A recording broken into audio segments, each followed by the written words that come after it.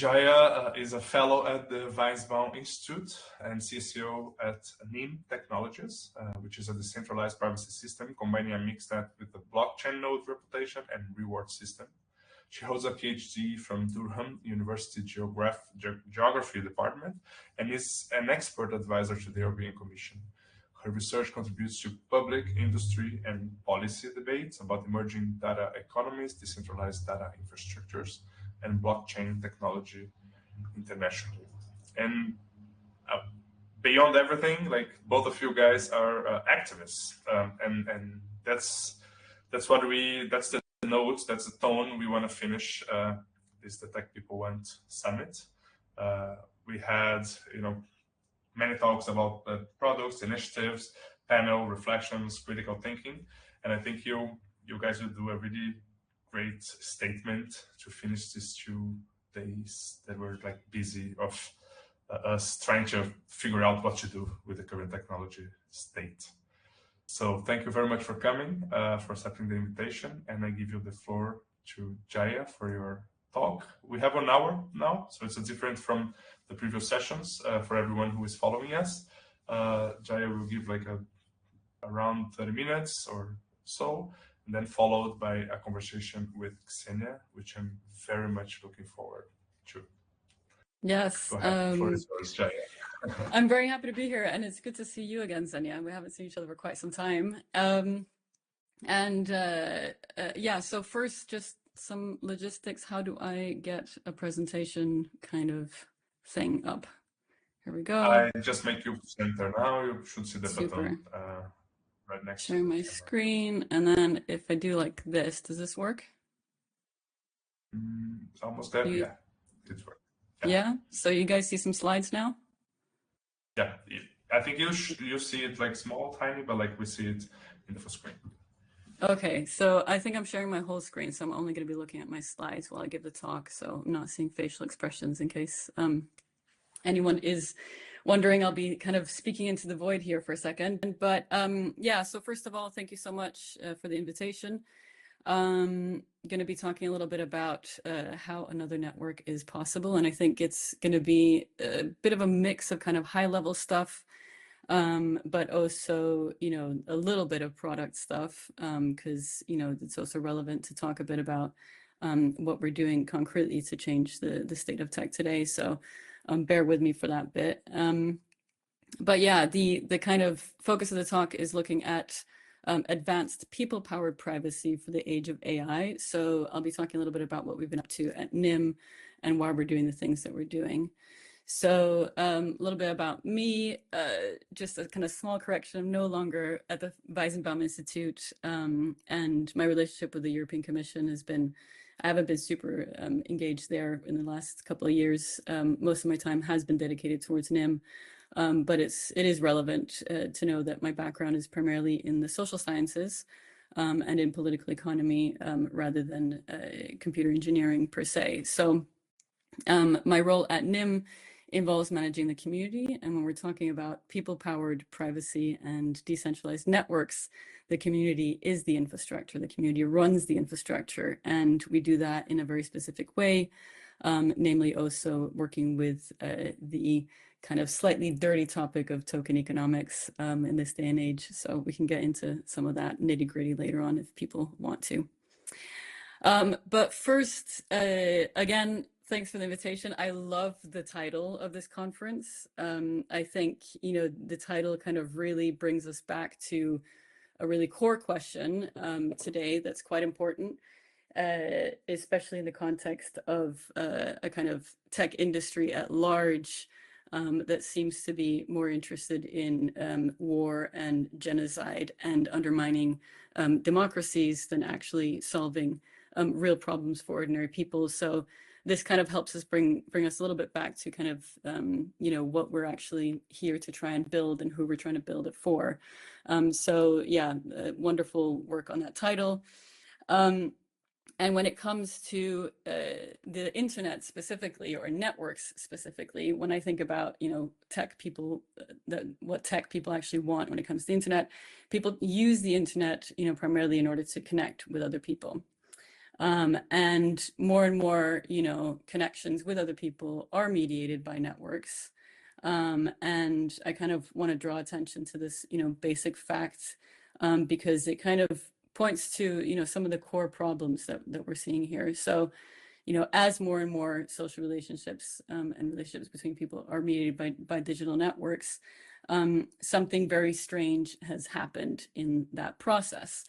And what I mean by that is that when we engage with people in our day-to-day lives, we do so from a set of assumptions that are radically different to how reality actually works online. And here I'm talking about basic assumptions around, when I'm speaking to my brother and my niece and nephew, for example, here, the assumption from the real world is I'm speaking to them and not to anybody else, right? When we're talking to our friends, our lovers, when we're kind of, goofing around, being silly, as we do when we're kind of in a safe space and where we know who's in the room and we understand who we're engaging with, our behaviors take on a very different nature. We reveal things about ourselves in ways that, are kind of more free or playful. And when we're doing that online, it takes on a very different character. And I think it's something that, now finally more and more people are waking up to. But I think usually it's still, hits hard to show, for example, a slide like this, where, this is just one website that I was visiting on some random day. And, you look at the amount of data vendors that, are there in the kind of like, cookie settings. It's kind of, we're talking about thousands of entities that are actually, nitpicking, these types of engagements with our loved ones or with whatever website that we're visiting. So something has fundamentally shifted in terms of human interaction between, the normal assumptions that we're used to in the physical world, which are assumptions where, let's say, privacy and anonymity is the default, to a situation where, online, we're talking about mass surveillance being the default. Mass surveillance, the kind of exploitation of not just your relationship to other people and your relationship to information that you're looking at online, but in fact also your relationship to yourself and the formation of your own identity. So this is a kind of deep core transformation that's happened in a very short time span of about 20 years. And we're seeing a kind of wild array of pretty negative consequences rolling out as a result. So yeah, like I said, from surveillance as the default, or from privacy as the default to surveillance as the default. And is it possible for us to turn this around? Is it possible for us to shift again from surveillance to privacy? And this is really what I want to talk about in this presentation, is how can we turn this around? So in short, the internet is broken. Is broken in so many ways. I think most of you in this particular room are probably pretty aware of that. But just as a kind of quick, high level, overview of just how bad things are, the internet as an infrastructure is through and through a surveillance infrastructure at this point. But there's been some small gains in terms of privacy wins here and there, both on the technical front and the regulatory front, but the default, remains that, everything you do online is tracked, and this has impacts both on the personal level, but really primarily plays out at an aggregate level, and this complicates things to a large extent. There was, an effort about 10 years ago to try and kind of re-decentralize the internet, so shift away from this centralization that mass surveillance was bringing about towards a new era of decentralization and coming back to the original principles of the internet, including principles of privacy. And this was some of the early ideas that that fueled kind of interest in crypto. But crypto has taken probably what is the worst development pathway possible, and has gone from a dream of re-decentralizing the internet to become a money machine for political bribery, and an incredible centralization of capital and rollout of corruption. And then finally, you know, we're in a moment right now where the tech industry at large has shifted from, you know, being an industry focused on, you know, solving problems for ordinary people, enabling ordinary people towards, you know, effectively becoming weapons manufacturers and enablers of war in a variety of ways. This plays out, of course, in terms of resource grabs of water and rare metals to power the kind of AI boom, which leads to a series of human rights abuses, but also AI, cloud services, and more now powering, you know, warfare. So, you know, this has brought us, we're kind of in this like era of where we're really seeing this kind of dual use aspect of technology playing out in full force. What I mean by that is, you know, that, you know, consumer tech that has been developed in the past decade or so, all of a sudden is switching very quickly towards becoming, you know, enablers of yeah, effectively killing machines. So the prime example right now being the deployment of Lavender in Gaza. And this is, you know, a system that uses kind of recommender type algorithms. We're talking about algorithms that, you know, are similar to the ones that we use for targeted advertising and so on. So really this kind of like consumer level stuff that has then, you know, gone into becoming a kind of military targeting software that has, you know, some, you know, journalists in Gaza argue that has really kind of pushed up the numbers of killings that have happened in Gaza.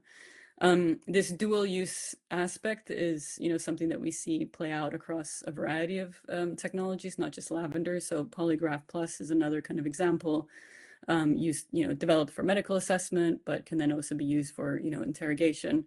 So it's something that we're seeing, you know, more and more examples of. So, you know, all this kind of like to say that we're in a pretty dire situation when it comes to tech, the tech industry, people working in tech, partially also because of this strange question of, you know, am I, you know, for engineers, for cryptographers, for developers, for computer scientists, you know, am I working on something evil or not? This dual use nature of a lot of data-driven technologies really means that it's hard to tell, and it's not up to you. It's up to, you know, a handful of people that run, you know, the venture capital firms and the companies at the top. So this is a huge set of problems that we're facing right now. One of the reasons why I work on NIM in particular and why I work on privacy more generally is because it seems to me that a lot of the reasons why things have gone so wrong has a lot to do with surveillance and has a lot to do with the huge data grab that's happened over the last couple of decades. So, you know, I think probably most people in this room are fairly familiar with this story arc, but, you know, we had, of course, you know, the kind of early invention of the internet in what seems like very quaint and innocent days.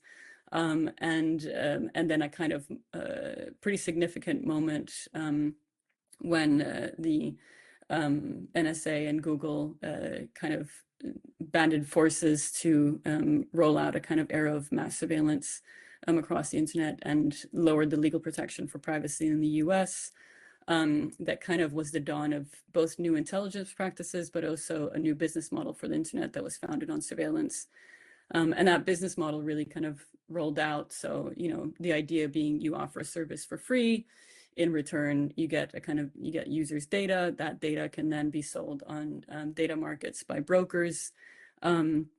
And then, you know, a kind of new set of products, let's say, emerged, kind of what Meredith Whittaker's called surveillance derivatives, coming out of that, namely artificial intelligence. So you had, you know, the data markets and algorithmic profiling and targeting that swamped the internet, but then also generating huge data troves that enabled the training and development of artificial intelligence. So this kind of story arc, you know, and then now bringing us into the kind of era of AI weaponry and, you know, this kind of dual use, you know, where we're shifting from algorithms recommending products to, you know, algorithms instead recommending targets for military strikes, a lot of it really comes from this kind of underlying shift that kind of stems from the shift to mass surveillance. So this idea of gathering as much information as possible to find, to discover kind of new targets. So, to try and get a little bit more nitty gritty and concrete about this arc, so it's not all doom and gloom.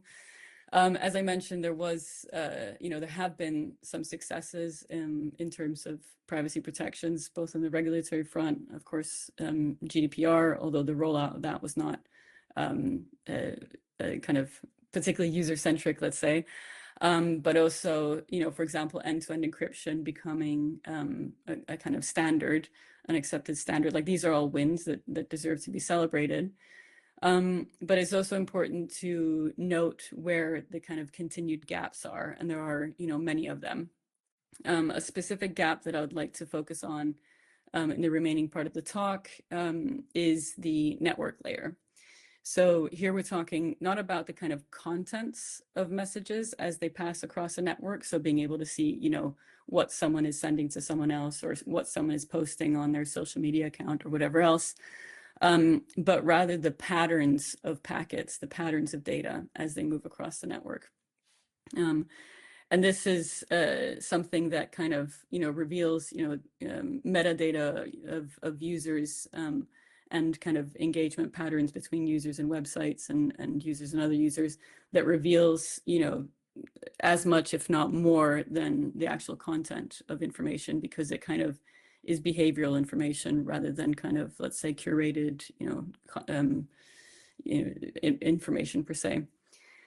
And unfortunately, those kinds of patterns, patterns of data packets as they move across the network, is something that currently has no protection. So, end-to-end encryption doesn't protect those patterns. It just protects the content. VPNs, you can use a VPN, but you don't, all you're doing then is you're just kind of moving the source of trust from your internet service provider to, another entity. And they can still see, who's speaking to who, and, let's say, grab your communication patterns as they are routed through their servers. And Tor, being, of course, the kind of standard for network level privacy, does, provide some protections, but not for adversaries that are able to monitor the whole network. Tor is good for obfuscating the IP address, but still, if you have someone that's actually recording, packets as they traverse the internet, Tor can't do much to prevent that sort of like pattern analysis. So of course, the bigger question here is, what are we doing about it, or what can we do about it? So one of the things that we are working on at NIM is something called a noise generating mixnet. The aim is nothing less than, making anonymity the default online. And so that's a little bit kind of coming back to this idea that, like, when we, go about our day-to-day lives, it's, in the physical world, we're used to making, those immediate, almost subconscious decisions of what do we tell to who, and that, plays out as a kind of selective disclosure. It's like, there are certain things I'll tell my mother, but I won't tell the shopkeeper, or I'll tell the shopkeeper, but I won't tell, someone, a friend, or vice versa. And so we make those micro decisions around selective disclosure all the time in the real world. And that ability to have some sense of control over what we're disclosing to who at what time is something that simply doesn't exist to the same degree online. At a social layer, it does. It's like we're sending a message to a friend that we wouldn't send to a different friend. But at the network layer, it doesn't. At the network layer, you have, as I mentioned earlier, hundreds, if not thousands, of actors who can monitor who you're talking to, what you're doing, what you're watching online, simply by analyzing the patterns of your traffic. So what does a noise generating mixnet do for such a problem? In kind of very high level terms, a noise generating network adds noise to your communications. So it means that your patterns of packets as they move across the network get scrambled, and fake data packets are added to the mix. And what that looks like more specifically is your packets are routed through multiple hops before they reach their destination, which makes it impossible to link you to whatever website or person that you're communicating with. We add cover traffic, so that's dummy packets. So it's hard to tell, what packets are real and which ones are not. And we add timing obfuscation, which effectively works as mixing. So, as packets are routed through the multiple hops, those packets are shuffled with other people's packets, making it effectively impossible for someone who is watching the whole network to keep an eye on, a packet once it leaves your device and is pinged across the network and mixed in with other people's. And then, we have a certain kind of method for scaling the network horizontally. So this is a kind of just a quick comparison graph to show how, so the noise generating network effectively has, 5 layers of hops that traffic is routed through. And also each packet is encrypted with a novel type of onion encryption called Sphinx that makes every packet look identical. So again, even harder to trace as they get mixed in with other packets. So here we come to the people-powered part of it. The NIM network is a global network. There's 2 aspects to the people power. First of all, as you send your traffic through the network, you are acting as cover traffic for other users. So that creates quite a kind of beautiful, let's say, collective answer. It's a mass privacy movement versus a kind of mass surveillance infrastructure. But we also have a people-powered factor in terms of the running of the infrastructure itself. So we have a community of people all across the world who are running independent servers. And some of those are grouped into crews that are called NIM squads, so collectives that are running these servers. I kind of wanted to show a video by one of our squads to demonstrate what it actually means to add noise to the traffic. I'm not sure if that's going to work though very well. So I think you can do it. If you do it in a tab in your browser, you can share the audio as well.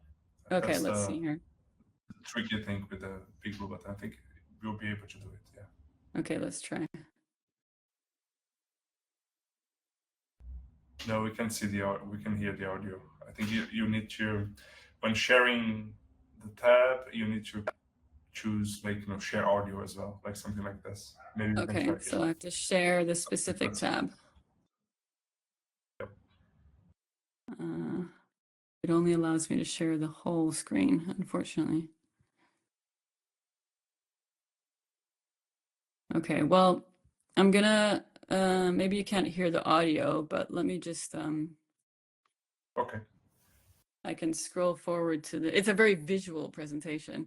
But in short, this is one of our crews in Latin America that are running servers. And they produced a little demo here to visualize how the NIM noise generating mixnet works. So those kind of green dots flowing across the screen are data packets that are kind of under normal network conditions, let's say. So you can tell that there's like different size of data packets. And here they're going to be sending an image over the network to kind of show, how visible that is in terms of a kind of fingerprint. So let's see here.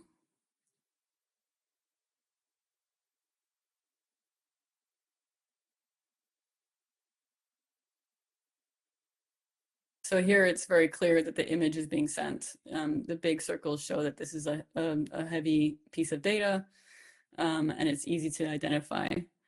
And then they do the same where they turn on the kind of NIM noise generating mixnet, and then this is what it looks like. So impossible to see kind of any particular, fingerprint or pattern because you just have this constant cover traffic that's running. So thank you to the Latin American squad for the explanation or the visualization of how a noise generating mixnet works. But yeah, as I said, this is an infrastructure that is run, with and by independent operators from all over the world. It is also a network that's permissionless. So what that means is anybody can join as a node operator. So you don't need the permission of NIM or any other entity to join the network. And we achieve this by using effectively a blockchain as directory authority of the nodes. We also use that blockchain to reward node operators for running the network. So we're kind of working very hard on a token economics that enables a kind of sustainable running of the network independently of the company itself. And then finally, the design of that kind of economic system is also set in such a way to make sure that top performing operators are the ones that earn the most rewards to try and ensure that there's a quality of service. So we're trying to address a few different problems here. First of all, decentralization, has a very nice ring to it for a lot of people, but also a lot of people have had some somewhat mixed experiences with decentralization in the past, especially when it comes to usability and reliability of the network. So we're partially trying to address that by having a solid token economic system that really kind of ensures and motivates good uptime and good quality. But also we're trying to kind of make sure that there is an incredibly user-friendly way of using this network. So our kind of feeling is a little bit that when it comes to privacy, it really is a kind of collective problem. When it comes to the nature of digital infrastructure, if you are one person and you're kind of very, very adept at covering your trails, it still won't do you much good if the rest of the world, are not able to be private online, because it really is a kind of aggregate problem. And so we want to make it as user-friendly as possible.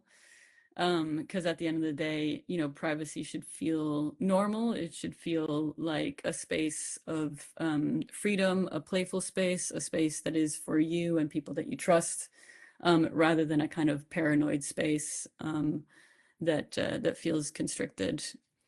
And so to try and kind of enable this, what is effectively extremely advanced privacy protections, but to extend that to ordinary people and not reserve that for, a powerful few who have, their capabilities.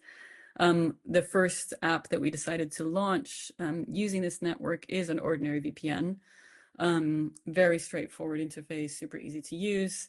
But that has, kind of very, very powerful features, including, this noise generating mixnet.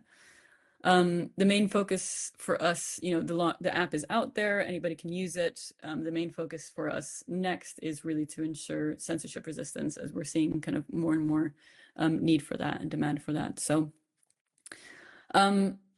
in short, another network is possible. I think I've kept it to just about 30 minutes. And what we're trying to build is a people-powered privacy for the age of AI, especially AI that's kind of really pushing the world towards increasing warfare and conflict. NIM docs, for those of you who really want to deep dive into what we've built, and the NIM VPN, if you want to download it and try it, do reach out to me personally and I'll extend some free passes, because right now the VPN is a paid for app. As I said, we really want the network to be sustainable, and we're trying to have a very kind of upfront business model that can actually sustain that in a real way. So we're charging for the VPN, but we have programs with NGOs and activists for free usage, and also just reach out to me if you want a kind of month trial. This is me, and yeah, I tried to keep it fairly short so we could get into a conversation with Ksenia. Thanks a lot, Jaya. That was inspiring. also remembering where we met last time. I think it was in Greece, around some blockchain-focused summer school. Yes. In 2015 or something. And this was way before all the skepticism broke into the blockchain world. But already back then, I remember we had a very deep conversations, and you were aware of the dual nature of blockchain itself. Like you mentioned several dual use technologies that could be abused, but also could become a source of emancipation. And here in your talk, you managed to actually explain how NEEM leverages blockchain without becoming the crypto bro tool, yet another one. So I'm really happy to see it where you are now. And also, I was happy to collaborate with Harry Halpin, who was one of the founders of NEEM and the brain behind some of the solutions. And when we met with Harry, he had this idea to actually propose a next generation protocol, like decentralized protocol for privacy as a default setting. And I remember we had quite dense discussions with Harry about human in the loop, like where users are, how can we actually make the whole spiral or like the innovation cycle include people maybe earlier in the loop.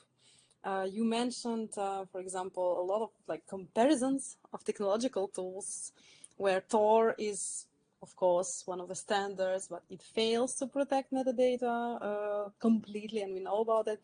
And other tools like Signal, which we all love, also have some weaknesses. So if we look at all the landscape, we see that almost there is no safe space.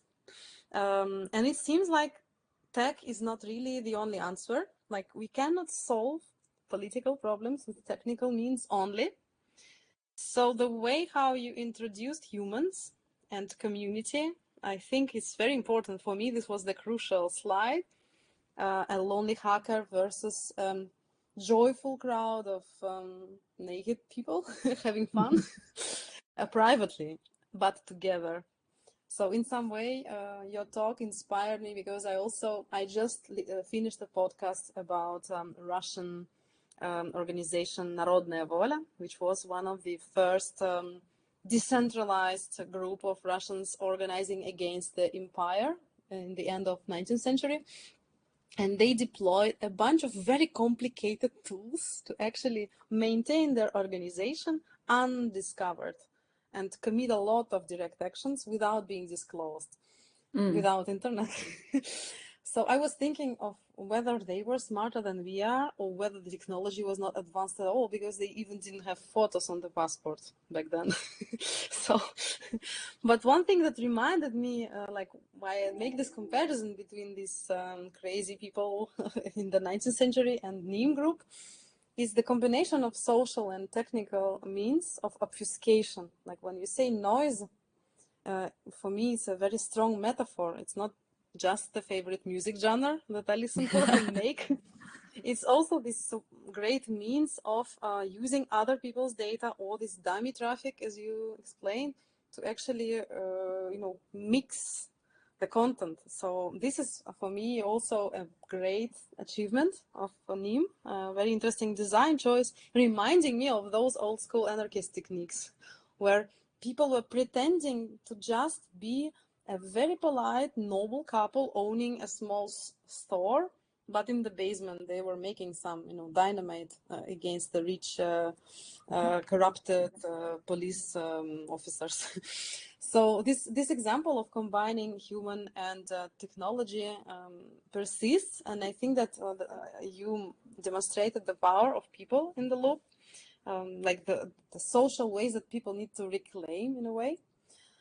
So a question that I would have, like when you enroll operators and you try to motivate these NEEM squads, I guess that financial motivation is not the only one. It is important, of course, but what else makes these people do what they do? Like what are the main ideas or values that people talk about to you when they explain like why they want to be in a squad? Yeah. New squad. I mean, that's a really good question because it's the interesting aspect of NIM. Our operator community is extremely diverse. So, we have operators that are also running Tor relays, right? And they just really believe in, operating kind of infrastructure, privacy infrastructure like this, and are hugely kind of values driven and also just very interested in the tech per se. So that's kind of one type that I would say is kind of like the more kind of old school hacktivist. Then we also have, more like profit motivated Web3 infrastructure operators, right?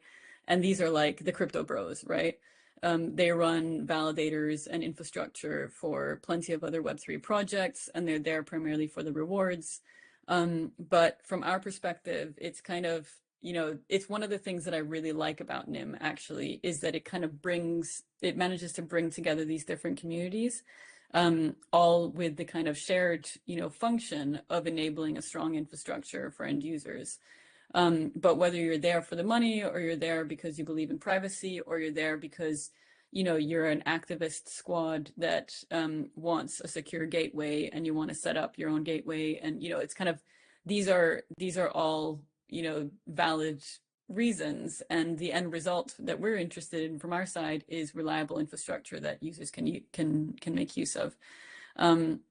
So the kind of NIM as a company and as an ecosystem and as a community, we span like wildly different, contexts, both culturally in terms of values and in terms of regions in the world. And I think it remains to be seen, but I think that's actually going to be a strength as we move forward. Thanks a lot. I have one technical question. What can a node operator see? Like when you are running this node, what can you know about other people's traffic?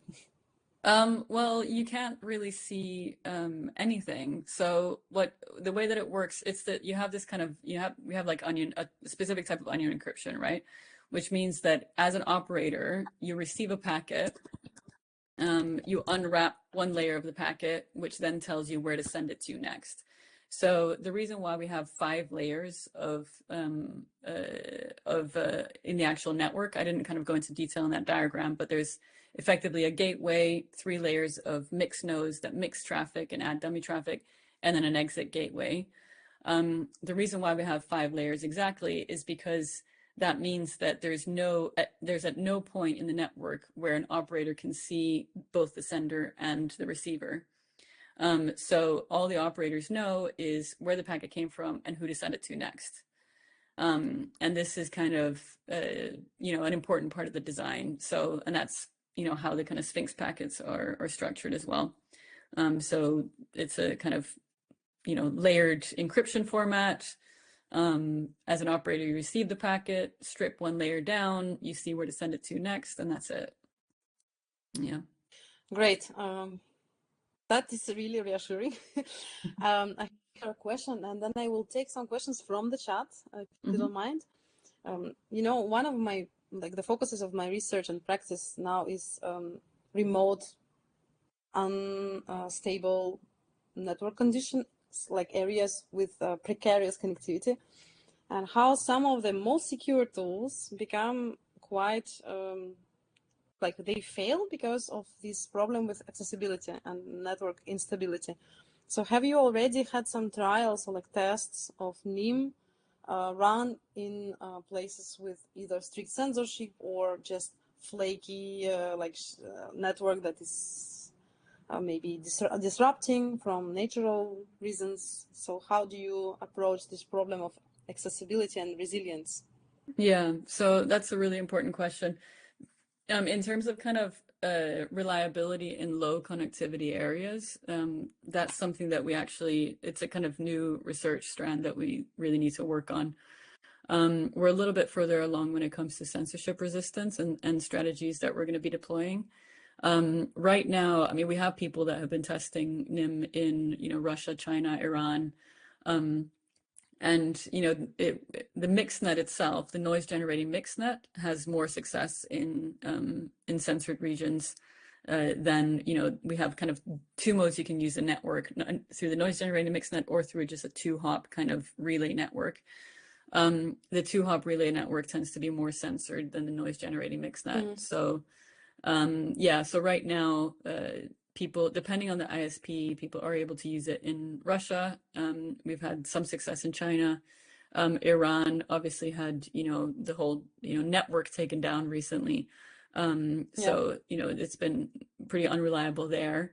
There's been some success at certain moments, but yeah. So we're looking into kind of much more sophisticated censorship resistant strategies that are going to roll out over the next like 6 months or so. But it is a game. Amnesia. Yeah, exactly. Yeah. So we, Amnesia, WireGuard, and we're looking at Quick also right now. So. Great. I'm really interested in this censorship cat and mouse game and how we can actually jump out of it.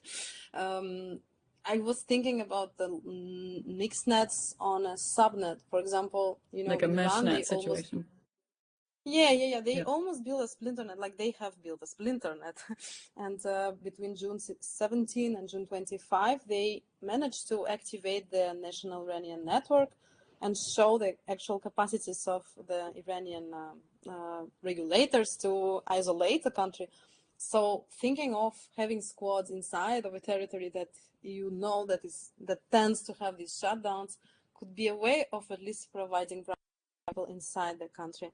I'm thinking of Russia as a good example because it's a country with a high technological skill. Like a lot of people inside Russia still are like sysadmins, developers. They have very good skills and they have quite cheap infrastructure. So I'm thinking of some interesting ways to maybe, provide this solution, because the Russian DPI that was already mentioned in the chat, it's a thing. Richard says, it can observe some traffic. Of course, I think it can do not a lot of things against the mixnet, but still, if you provide it during shutdowns, people could have this layer of privacy going inside a like isolated network. That could be, I think, maybe. Yeah, definitely. And I think it would be great to collaborate with. I think people in Russia. I also, it's also. I think people that are living in censored conditions tend to just be next level in terms of technical capacities, not just in formal training, but just because everybody has to deal with this stuff, right? So, we've got some really good collaborators also in Iran and in China too. There are you wanted questions from Jamil. Another question: would the noise generating mixnet potentially increase bandwidth usage or requirements as the packets are increasing in size? If I'm correct, like if Jamil is correct. If so, curious about how much additional data this introduces, orders of magnitude, like it's like twice more, 5 times more, like how this increases data. It varies, right? So it's the kind of cover traffic can, kind of to a large degree varies, and there's certain kind of parameterization that we're also working on implementing to make the kind of cover traffic as efficient as possible, so that we don't use, unnecessary amounts of bandwidth. But you are right that, at the moment it does take up extra not just extra bandwidth, but also battery power and so on. So it doesn't come for free, that's for sure. But with, parameterization, and also things like more clever censorship resistance, where, you kind of make packets, have certain kind of patterns of packets that are, camouflaged rather than just adding dummy traffic. There's lots of different ways that we can make the network more efficient in terms of how the noise is deployed, so to speak. So right now it's kind of like the initial version, and then it's going to be, just continuously optimized through a variety of different initiatives, including also making the size of packets, smaller or bigger, or whatever kind of turns out to be most efficient for different specific use cases. It's extremely use case specific is what we've realized also. There's certain kind of things that, have very evident fingerprints, digital fingerprints, where, you need to throw a lot of cover traffic at it to kind of obscure it. And then other things that are a little bit harder to. So a lot of that kind of detailed work is coming, is in the pipeline. Mm-hmm. I have more questions in the chat here. For example, the trade-offs of NIM compared to other approaches. What are the trade-offs? Well, I guess some of the things that I've already said, right? So of course, the cover traffic, and it doesn't just kind of eat up more bandwidth, but it also does slow things down. So there's, higher latency. And again, that's kind of an area that is an ongoing area of research and improvements, both by changing the type of kind of onion encryption that we're using. We're looking at optimization there to reduce the cryptographic overhead. And then, and again, this kind of traffic, shaping the traffic in a way that will kind of optimize for speed. So speed, latency, bandwidth, what else are potential trade-offs? Those are the main ones, really. And, they present really interesting engineering problems. So it would, of course, invite people to look into it and start writing papers and help us move things forward. Yeah. Yeah, well, this latency problem has been also mentioned by Richard, I think, who was introduced to NIM since Chelsea talked about it in 2020. Nice. And he says he's already a Tor relay operator and he will create a NIM node now. Excellent. To help the network. So this is the direct implication of this event. So he have access already this month, I think. So maybe Richard, you can reach out to Jaya directly. But this looks exciting that it works just like that. Yeah, and there is another question about the business model. So how is NIM.com not just a crypto thing? How do you have $300 million? What is your business model? Let's just say I'm not convinced. Good question. I think this is from Kalia. Yeah. So $300 million, we don't have $300 million. I think you're probably getting that from a headline about a fund that we launched a couple of years ago. The background for that fund is we wanted to, as NIM became kind of more known, we got some investment from venture capital when we did our token launch. The aim was, so basically, like the way that NIM has been funded was firstly through a token sale to a handful of venture capital firms. You can see all of those on our website. It's fully transparent, and also to the general public. So this is the primary way that we raised money. We also got some funding from the European Commission very early days for the initial research that went into the kind of this particular mixnet design. You can look at the kind of Lupix project for that. So the $300 million number that you're getting, I think is from some media articles a couple of years ago, which was a fund that we raised in order to encourage more privacy technology to be developed in the kind of Web3 space. So, we were very keen, what was some of the potentially good outcomes of the shit show that is crypto? One of those was, more funding for open source technologies and for privacy tech. And we really wanted to kind of try and leverage that moment to get some more projects funded. So what we got was a promise from a number of venture capital firms that they would fund businesses that we sent their way. And the promise was in total amounted to $300 million. So this is something that we held in our treasury. It was a promise for funding by VCs. So yeah, in terms of the business model, it's pretty straightforward, really. Like I said, we raised some initial funding, and then we are now looking to, we've used that funding to build this initial network and app, and now we're kind of transitioning into a kind of paid service, which hopefully will extend the runway somewhat further. But we'll continue to also be getting kind of research grants and applying for more money to develop the R&D. Yeah. I hope that answers your question. For answering. I hope so. Maybe Kalia can contact you if they have more questions. Yeah. So I think that it maybe is time to wrap up, but I need the maybe 30 seconds or 1 minute more share. No, please go ahead. Yeah, you have 5 minutes. That's fine. Go ahead. So the tech people want is really interesting because there is the desire in it. And when you mentioned this change, this shift in communications between sharing these very warm photos of your nephews and nieces and brother and partner, and this shouting in the in the open somewhere on Twitter, X, whatever, how these two paradigms differ.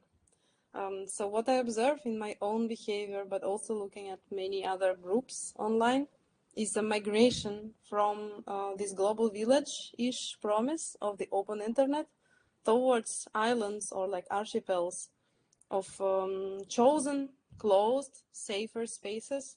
Mastodon is a great example of this movement, this exile from dangerous Wild West wilderness of the tech bros. And I think this movement is really great, interesting, and should be encouraged in many ways.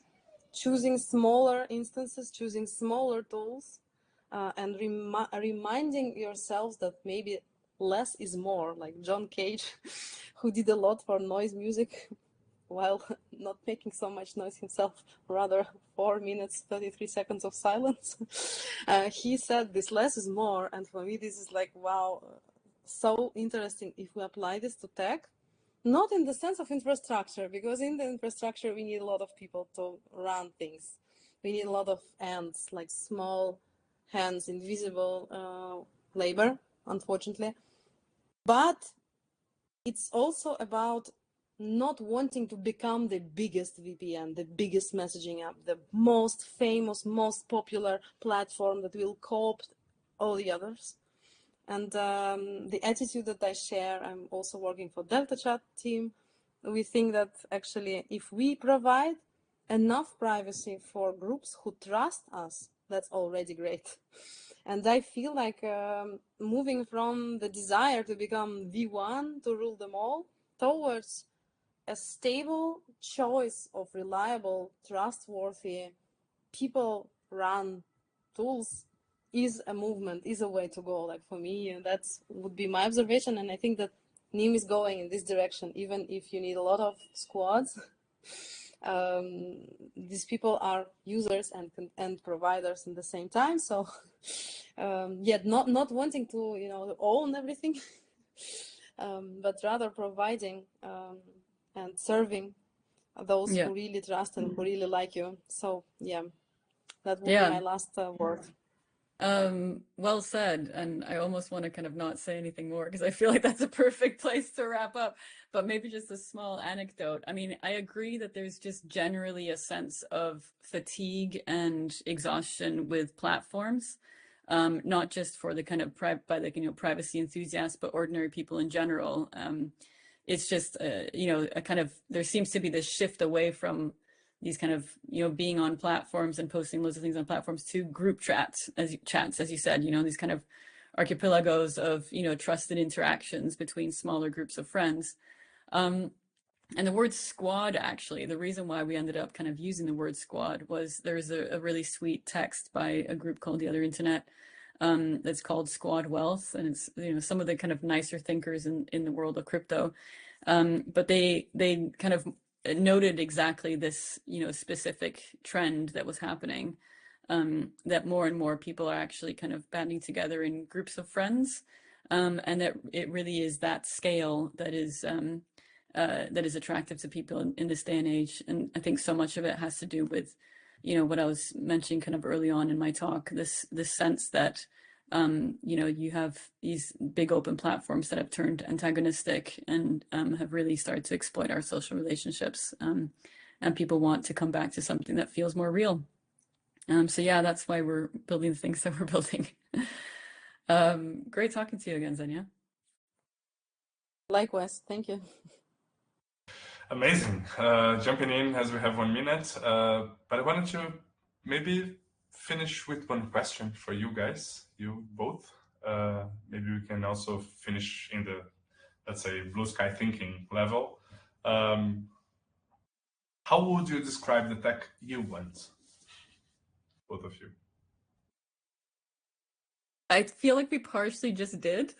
Yeah, I know, but like, let's but go there was something, yeah. So there is something interesting around this idea. So it's like, okay, the idea of kind of like having, you know, open protocols that are run in a decentralized way, this sort of thing is like, that's a dream that's been around since the beginning of the internet, right? So that's not new. That's like an old dream.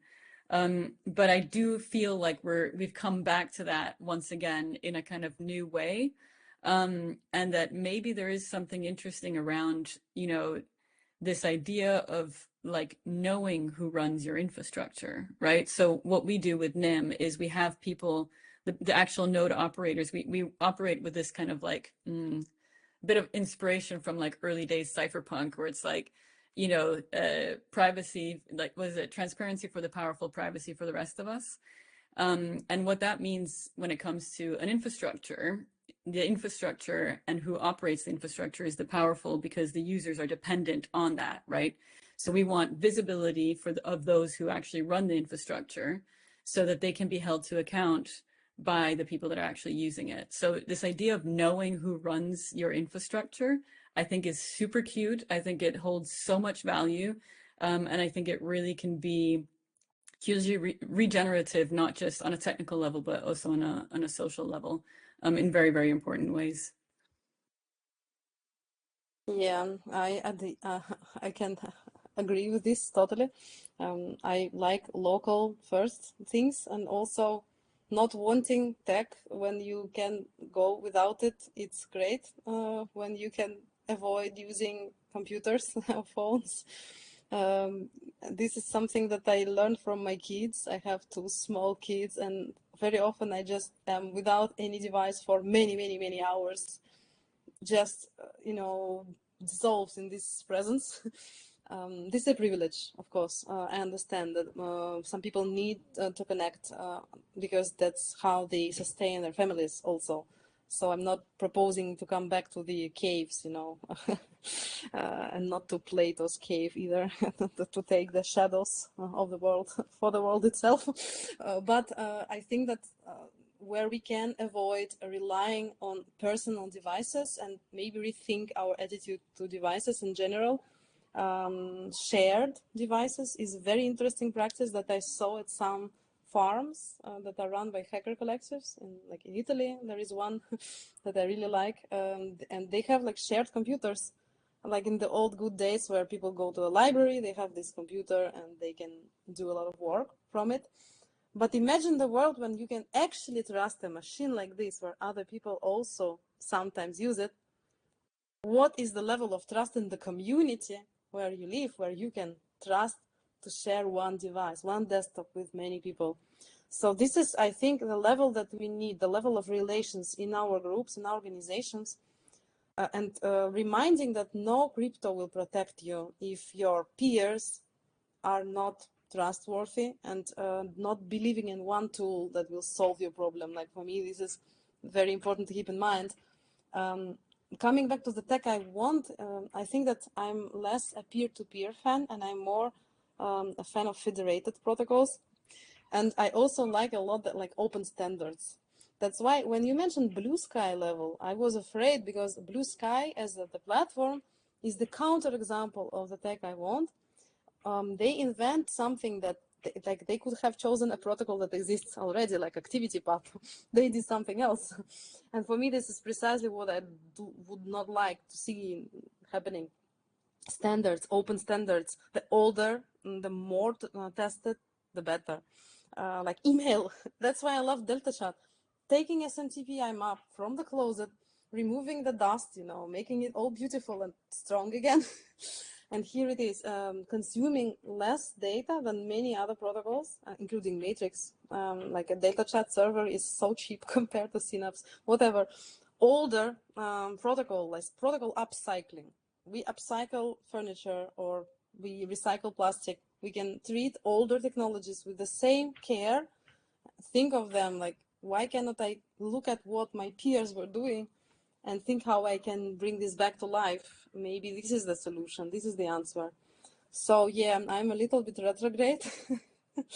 Less computers, more humans, and more standards. That would be the point I wanted to make. Yeah, thank you very much. Yeah, I was not mentioning Blue Sky, the app, but the Blue Sky thinking. Thank you very much. Yeah, we couldn't be more happy to have you guys finishing this summit, and also being closer to you, and also opening up again like all these conversations levels. We at the Open Knowledge Foundation, we are very glad to with this kind of catering that we are promoting to become a place where conversations happen, when people meet, where things start to happen, like really a hub, like the old days, right? Like we don't want to be an island, as I said, or an archipelago only, but like maybe if this is the way, let's just be that archipelago. We are anyway, just final notes. We are very happy with this 2-day summit. Thank you very much for everyone who have been following us for this entire day, yesterday as well. Participation in the chat is just overwhelming, amazing. Thank you very much for Richard, Tuka, and all the others who volunteered to take the shared notes. It was not previously designed. It's amazing to see this community feeling getting again in these spaces which were so common in the back days, and we are really happy to provide the space for this kind of thing to happen. This is one iteration of the Tech We Want initiative. This continues, developing apps, developing critical thinking, developing advocacy strategies, and this is it. Just a final note to thank Jaya and everyone who spoke today. The documentation will be available very soon in PeerTube, Internet Archive, or some other alternatives to the companies that definitely are not the tech people want. Thank you very much. If you have any final notes, Jaya, but then we can just say goodbye and finish the call.